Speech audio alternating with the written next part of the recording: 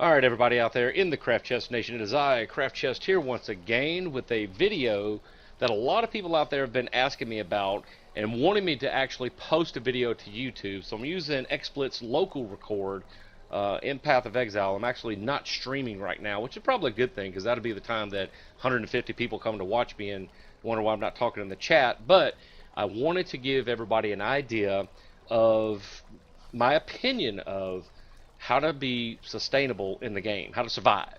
All right, let's not get fancy termed in this one. Basically, there are 5 things that I can come up with that are very important when it comes to survivability in Path of Exile. Number 1, first and foremost, above everything else, is your resistance. All right. Number 2 is your life / mana. More so life than mana, though. Then number 3 would be your armor. Number 4 would be your block chance, and number 5 would be your DPS. Okay, not necessarily in any particular order, but that's the way that I build characters personally, and so far it's worked out pretty good. I don't die a whole lot. I do play Anarchy. The reason being is that they still do get kind of wonky at times as far as the desync and the frame rate and all that.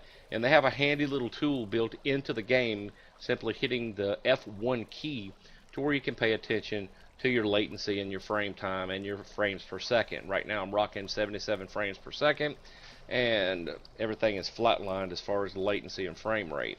Now, the later in the evening time, I don't know what the deal is, but about 11 o'clock at night, between 10:30 and 11:30 my time, which is Central U.S., it gets kind of crazy. And I don't know why at that time there's so many people playing the game. I don't know if it's Australia, New Zealand, and different places, or there's people out there running illegal bots or whatever. I don't even know how to even begin to speculate on what it is, but sometimes it almost gets unplayable with the lag in the game between 10:30 and 11:30 at night, and everybody notices it. It's everybody in the game that it happens to. I don't know if they're doing, actually my number one thought to what it is that they're doing trickle maintenance at that time, and they're actually uploading different things to the server as they get it, ready to patch in. Now, the actual patches usually are we're notified about it, and I noticed that they got away from that automatic patching thing to where each time that they load a patch, they didn't even tell anybody they were doing that, by the way. I think it's so hilarious, but I still think that they do trickle maintenance. But anyway, there you go. All right, now back to the game. A lot of people ask, how do you survive, Craft Chest? What do? I just hit a brick wall when I hit level 40 or whatever. Well, what you do is that you take all 5 of those key elements that I just told you about, couple them with your passive skill tree, all right, and any gear that you find, craft, or trade for, put them all together to make the best possible character that you can. Now, there are going to be those elitists out there that say, oh, if you don't have a 5 link or 6 link, you're not anything. And they'll take a 5 and 6 link over a piece of gear like this and say that they are God mode. Now, if you can get a piece of gear like this that's 5 or 6 link, then yes, you have got a godly piece of gear. This one is not good by any, I mean, it's good. It's not the best by any means, but it works for my purposes. It gives me plenty of armor.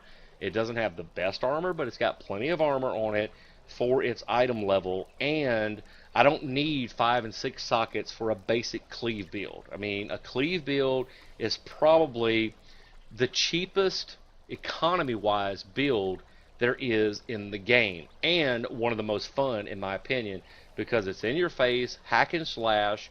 If you want to use leap slam, you can. If you want to use whirling blades, you can. If you want to use cyclone, that's really fun. It's kind of like the whirlwind barbarian, and that's simply just a skill gem switch out to do any of these and have a lot of fun with this character and be able to survive and tell the kids about it tomorrow. All right, so there you go. That's the reason why I don't need a 5 and 6 link.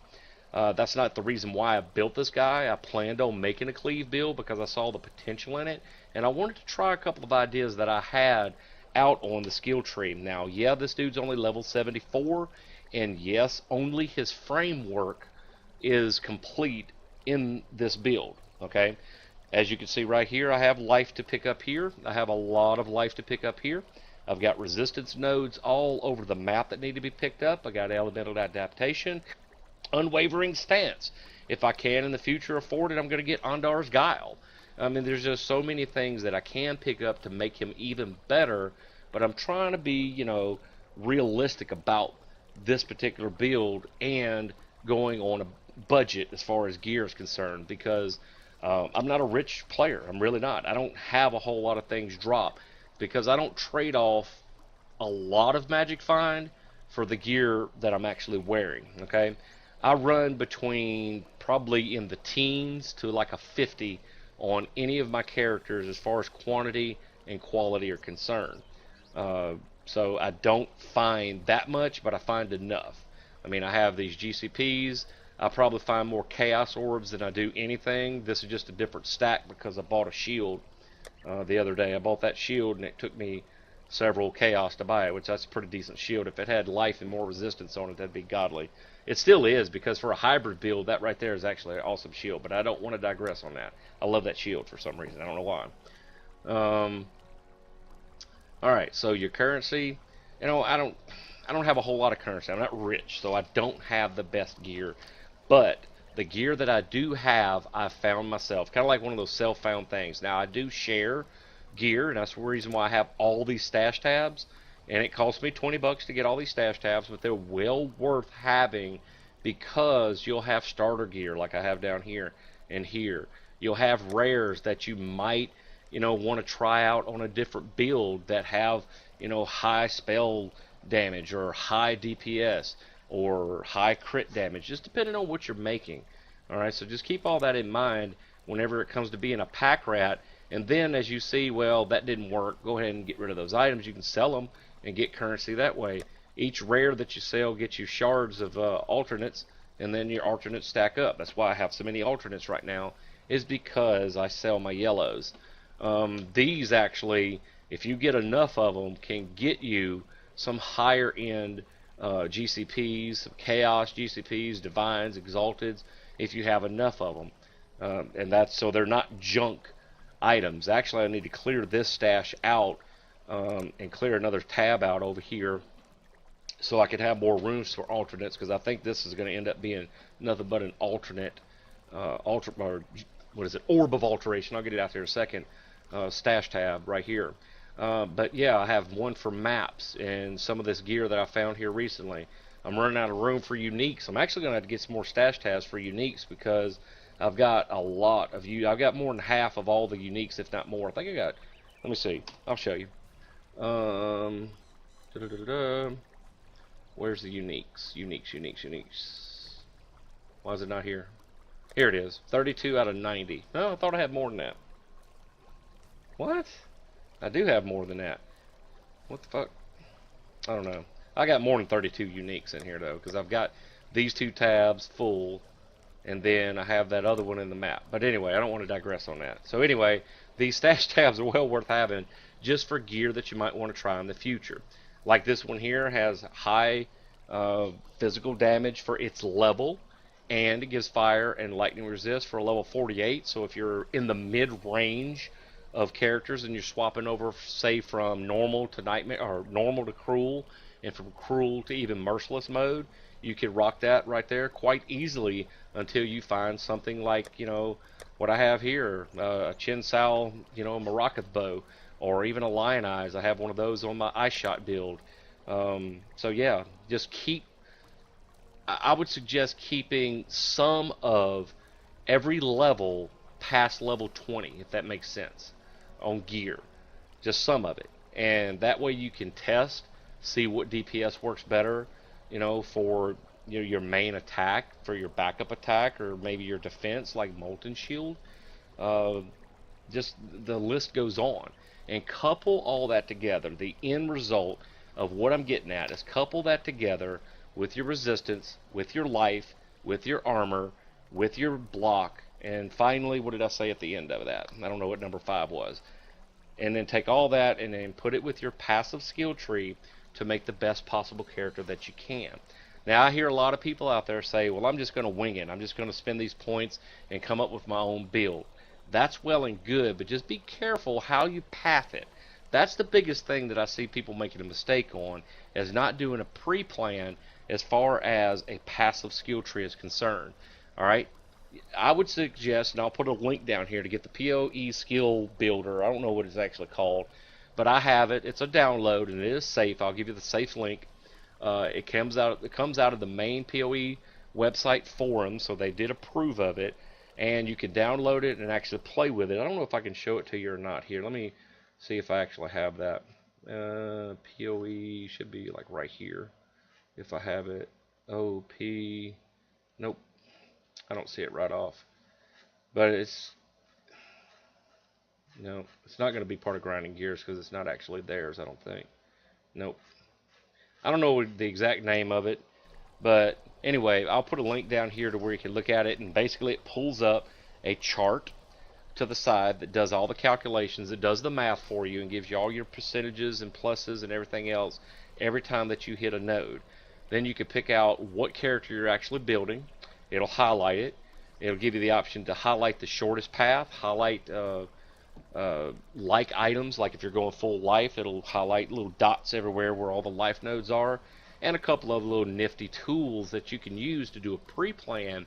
Then you can save that for future reference. That's the one thing that the online one on Path of Exile's website doesn't do, is actually save it. You could save the link to it, but it's just more convenient to have it on your desktop for quick reference. That way you can just, like me, whenever I have XSplit up, I can just hit a button on my mouse and pull up the, if it's already open, and click on it and use it for reference as far as that goes, and then click back to the game and go ahead, okay, I was going to go in this direction. Oh yeah, I need this next. It's in that, build order that you're doing. And that's basically what it is a build order guide. All right, and that's what all this is. Even what I'm telling you here in this video is all as a guide. It's all as an opinion. The end result will be what you choose, because there are no genuinely wrong ways to build characters unless you're just randomly picking something just for shits and giggles, and then it is. All right, so just keep those few factors in mind. And then finally, something I'm not going to touch on a whole lot is going to be your actual skill gems themselves. Now, I will say this about skill gems, because this is like the 6th most important thing that you can do. And there's one or two things that you can do. Go and try to farm enough currency to get perfect gems, like this one right here is a quality 20 purity, which is awesome. Or you could do what I do in a lot of cases, which is start with the level 1 nothing, level it to level 20, and then use the recipe using the gem cutter prisms at the vendor shop and making a plus 20 that way. Alright, I actually found that one right there, so. And I have to end it here because I wish this had a pause to it. I have to end it here because it just went beep beep on the stove, so that means dinner's ready. And in the next video, we'll actually talk about skill gems, alright? Because that's going to be a lengthy little conversation in itself. And I don't want these videos to be a whole hell of a long time explaining a bunch of ramblings. We're just going to stick to the basic topic, alright? Maybe digress a little bit into something that has something to do with it, and then go from there, alright? So if you remember those 5 basic things, and let me see if I can remember them here. Resistances, life, armor, block chance, and then finally DPS. That was it. And not necessarily in that order, but if you remember those 5 basic attributes to your character, or add them to those basic attributes to your character, you'll have a better chance to survive in-game maps than you will just randomly building a character going off of somebody else's character build. Because you have to understand, 99% of those builds out there are assuming the best possible gear that there is in the game. Okay, we're talking about people that have 5 links. We're talking about people that have 6 links. Alright, so just keep that in mind whenever you're going off of a build. Alright, me, I like to come up with the pre-plan. I like to build the framework, and then I like to build around it with the character. Something else, don't worry about spending a lot of currency on items until you hit Merciless with item levels 60 plus, because you're just going to waste your money or waste your in-game currency that way. And we'll touch on that whenever we touch on the skill gems in the next video. So until then, everybody, remember, it is a craft of the mind, whether it's Diablo 2 or Path of Exile. Go out there and have some fun. I got to go finish this food before it burns. Beep beep. Bye-bye.